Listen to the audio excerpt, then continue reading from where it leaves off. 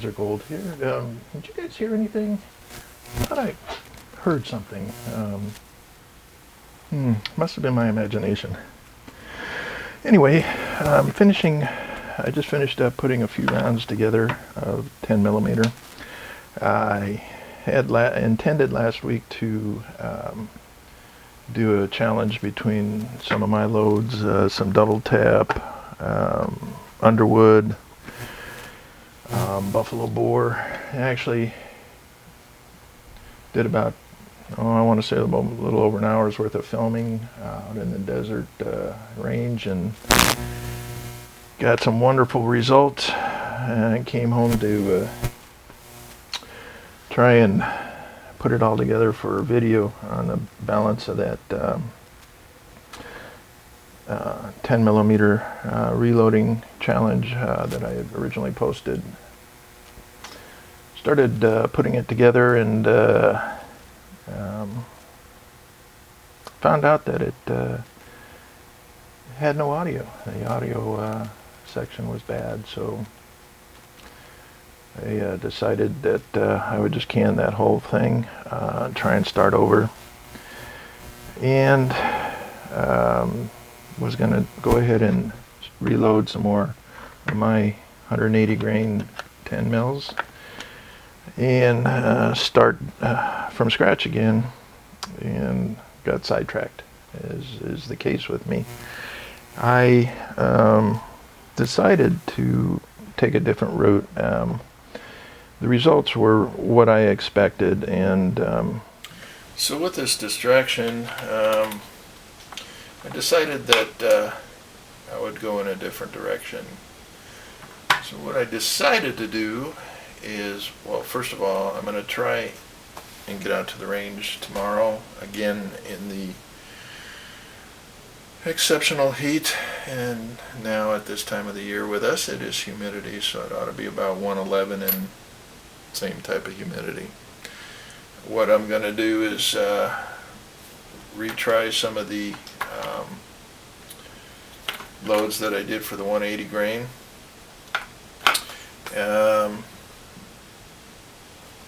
They turned out really well in the first challenge that you did not get to see because the audio section failed on me, so I'm trying to regroup here.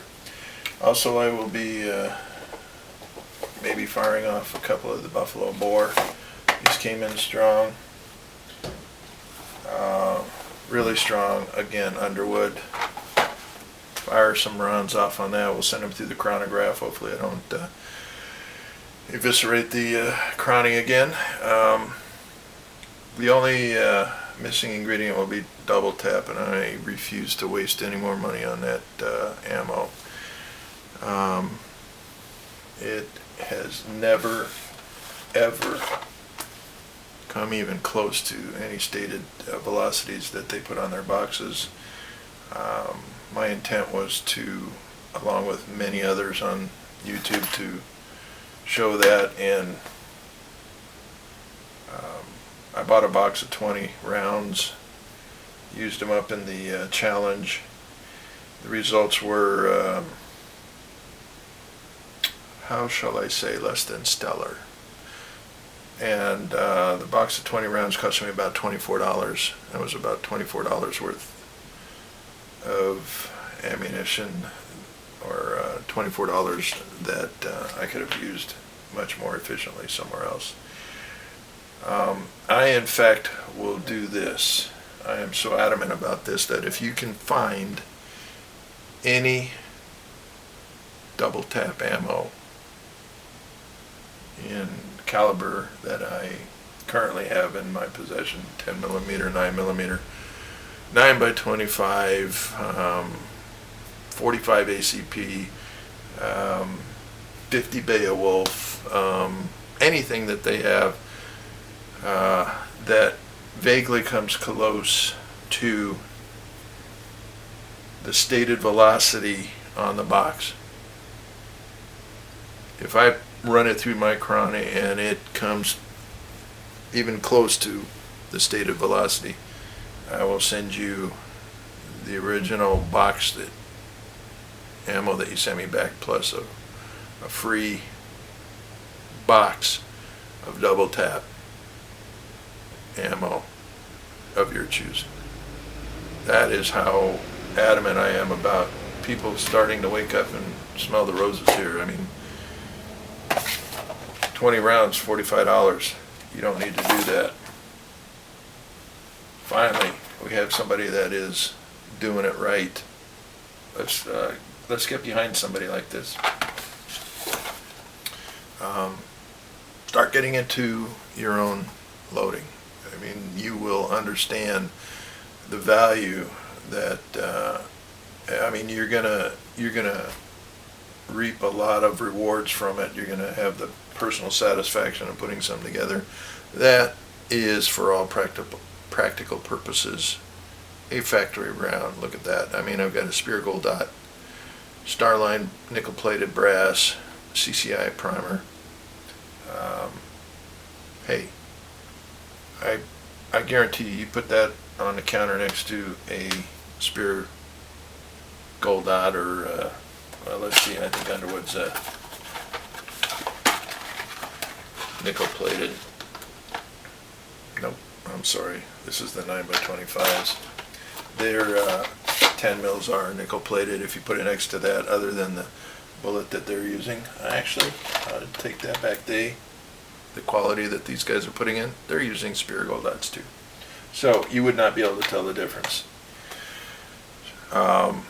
Secondly, you would be saving money in the long run. It's not going to, put bankrolls in your pocket, but it will be saving you money. Third, you will be able to contour your rounds to your weapon and your liking, your recoil tolerances, your accuracy tolerances. I could go on, but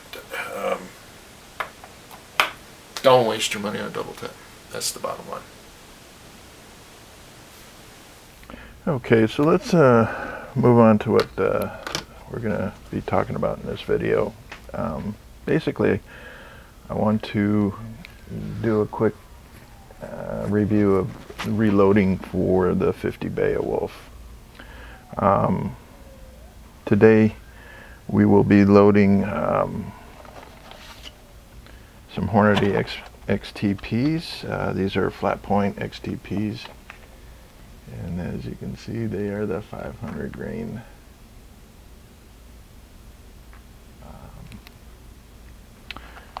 XTP Hornadays, and it is an impressive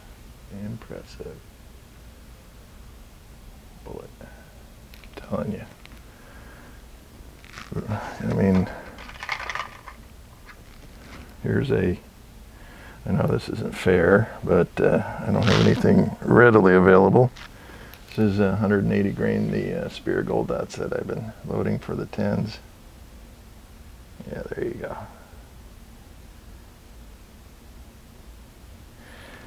Huge bullet. Huge.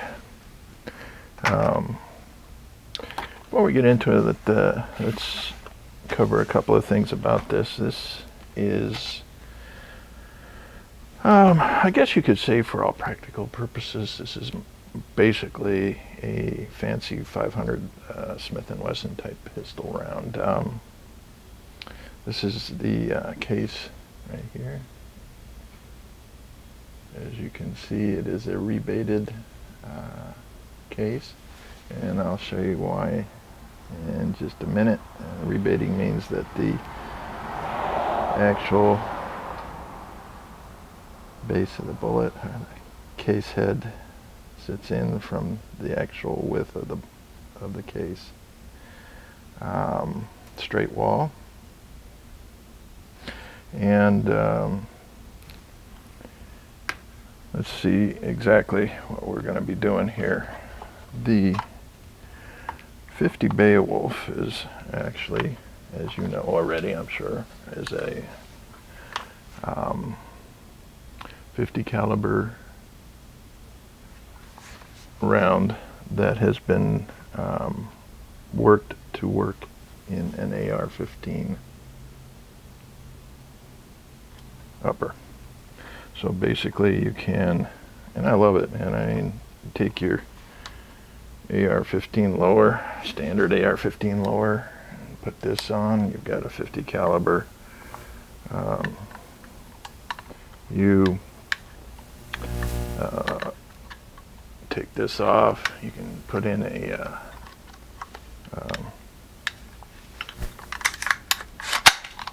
trying to get this off here real quick. Give me 1 second.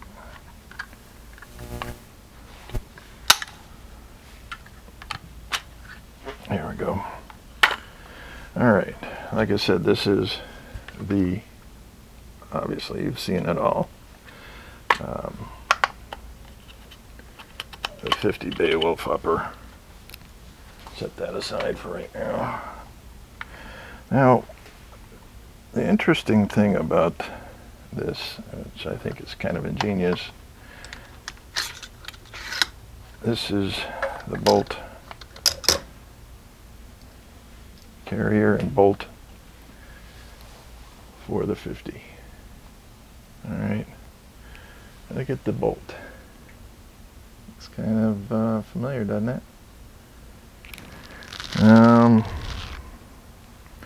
The reason it looks familiar, if I can find one sitting around.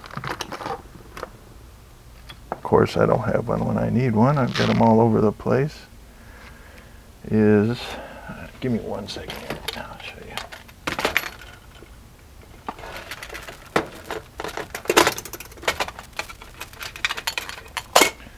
Does this round look familiar? I bet it does. It's a 7.62 by 39. Your AK. And lo and behold, it fits in the bolt. That's right. This is a 7.62 by 39 bolt, which is plenty stout enough for your rebated. Trying not to make everybody dizzy here, but that's why the case is rebated, so that you don't need a huge bolt and different bolt carrier that wouldn't work in a AR-15 lower. So it's pretty ingenious. They tapered down the case head, or the base of the bullet, used a 7.62 by 39 bolt, and voila, you've got a 50 caliber capability in your upper. All right, so what do we have? We have a straight walled case. All right, what does that mean? Well, that means that you don't want excessive tapering on it. And why is that? As you probably already know, that straight walled cases and semis headspace off of the case mouth, which is right there. All right, so if that's tapered in too much, what's going to happen? It's going to seat too deeply into the chamber. And in this size of a round, you don't want that to happen. Now, what else are we gonna have to pay attention to here? As you know, there are a number of odds and ends that you look at when you're reloading.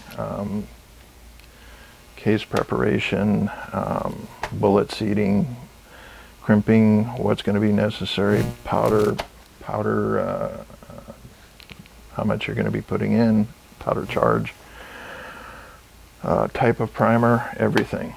There's a few other things that you want to keep in mind with the 50 Beowulf, and let's go over that real quick. One, and this is kind of intuitive, is that you are going to want a good lube on the case. Now, a lot of people like to use the spray lubes, set up a bunch of cases and spray them down.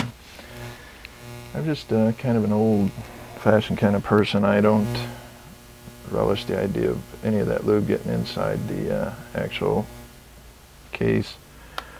While it's probably not going to have a big impact on it, Now it just changes if some of the, for instance, the powder I'm using for this is little gun. All right, excellent for this kind of a situation. It's a good shotgun powder, and I'm not sure I'm going to get this on camera because of the way it is, but it is a very, very, very fine grain ball powder. I don't know if I'm getting that. It just flows so well that I can't even get it in the camera view. But trust me, this is a very, very fine powder. Okay. So let's say you've got this flowing into your case, and you've got a spray lube that kind of got inside there. Well, something that fine is going to start clumping together if you get lube sitting inside there. So while it may or may not change the burn rate of the powder, I don't see a need for it. So I take the old-fashioned way. I use Redding's Imperial. Excellent. It's kind of a waxy based lube, and just apply it. Not excessively, but you just kind of want to rub it so that you know that the entire case is covered. Now, this is an unfired case. This is a brand new Starline brass, and you can see inside it is brand spanking clean. Now, what might also be you might be unaware of is this is a once fired case, and obviously you can see the difference. See the dark carbon residue in there? Now, when a lot of people think that there's nastiness in there, it actually to an extent provides the carbon residue provides an internal lubricant for your sizing die, and also even on your powder station. Forgot to mention primers are going to be large magnum rifle primers. Powder du jour, as I mentioned, is the little gun. Using, as I mentioned, the XTP 500 with this load, looking for about 28.1 grains. So everything's ready to go.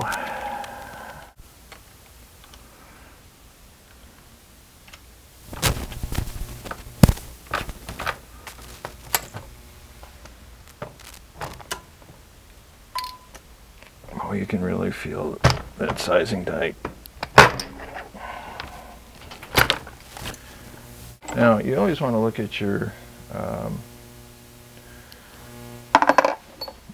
completed round, make sure there's no dimpling on the brass. This indicates that if you have dimpling, that you're putting too much lube on, and the hydraulic effect will put creases in your case. Secondly, even though it is a straight walled case, obviously the recoil in this kind of a caliber dictates that you're going to have a tapered or a slightly rolled crimp. Not too much. Remember what I said earlier, that this round will head space on this area right here. Head space is right there.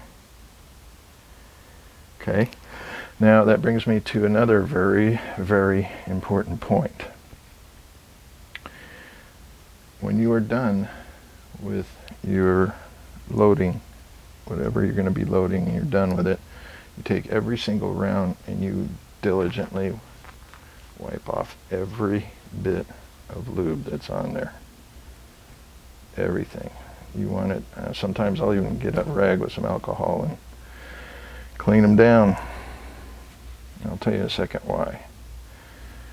Secondly, if you look at this bolt, there's not a lot of lube on it. It's kind of counterintuitive to what you normally see in AR platforms. I'm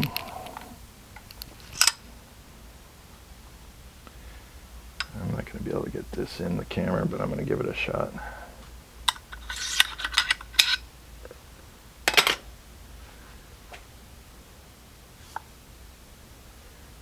The chamber area, no oil.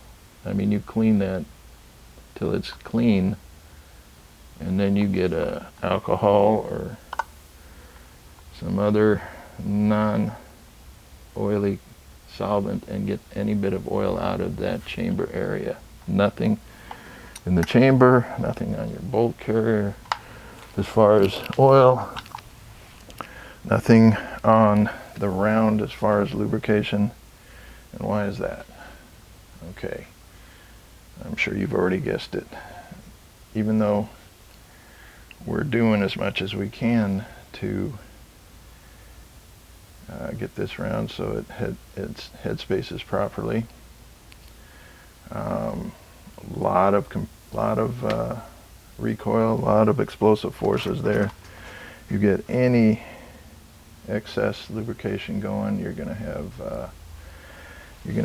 the unwanted slide fire, and I guarantee you, you don't want this thing going off when you're not ready for it. So due diligence as far as your preparation, monitor each load, make sure you get the proper load, because an example, this 28.1 grains of little gun probably only comes up to right about there, in this case, right where my finger ends. Do you see the potential, if you're not paying attention on the length of this case, to double and even triple charge that round? I do. You double charge it with little gun with 500 grains, 500 grains sitting on top of it, you're gonna create a lot of havoc and destruction unintentionally, I might add. So, in summary, good case preparation, good diligence as far as monitoring loads, accurate measurements, clean off any extraneous lubes that are remaining, mild taper crimp. This round has a number of available choices for bullet weight, going anywhere from mid 250s all the way up to 600. Normally I use the Sierra 400 grain. It's unavailable right now, so this is the first time I've been experimenting with a 500 grain.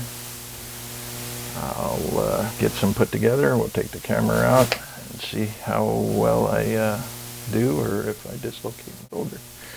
Anyway, I hope I've imparted some sort of information. If there's any questions or anything I left out, please do leave me an